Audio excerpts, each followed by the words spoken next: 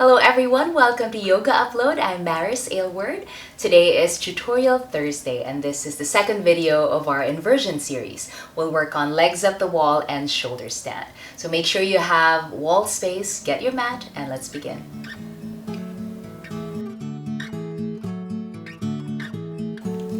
We'll start with legs up the wall. Bring the short edge of your mat to the wall and lie down on your side. This is the least awkward way I know of getting into the pose. Once you're on your side, you start to scoot towards the wall. And once your hips touch the wall, that's when you lift the legs up. Now spend some time here, relax. It's a good mild inversion. Give your legs and your feet a break. If it's too much of a stretch on the hamstrings, you can keep the knees slightly bent. Just relax the head and the arms and breathe. If you like this, you can absolutely stay here today. If you want a more active inversion, we'll work towards shoulder stand.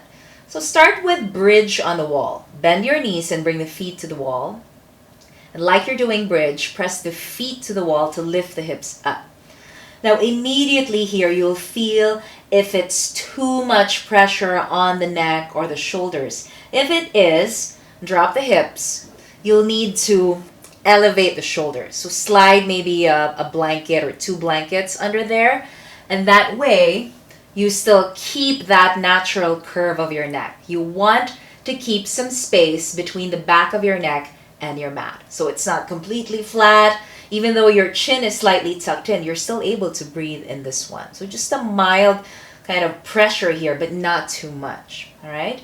So decide if you need a blanket or not. And once you're set, we'll go back to bridge on the wall. Bend the knees, press the feet to the wall to lift your hips up.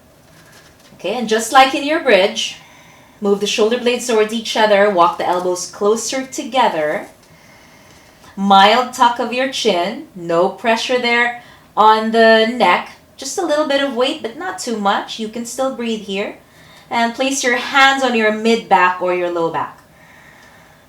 So just like in bridge, we're lightly puffing out the chest. Now this time, actively press your shoulders, your biceps down on the floor. Strong arms, strong core. And this could be your pose today. Stay here if this is challenging. And breathe. If you're ready to move on to the next stage, you feel good in this one, you might try lifting one leg up at a time and see how you feel about that. That's still good. Maybe you're ready for your full shoulder stand. Activate the core, lightly engage the legs, and lift both feet up. The balls of the feet are pressing up towards the ceiling. And don't look from side to side once you're here. Just keep the chin lightly tucked in. Stay at the center. So you want the arms to be working here. Press them down. And the great thing about doing this on the wall is if you feel like this isn't working for you, if it's too much, you can always just bring the feet back to the wall and you have it there for support. Hold for maybe 30 seconds to 1 minute, just whatever you can do.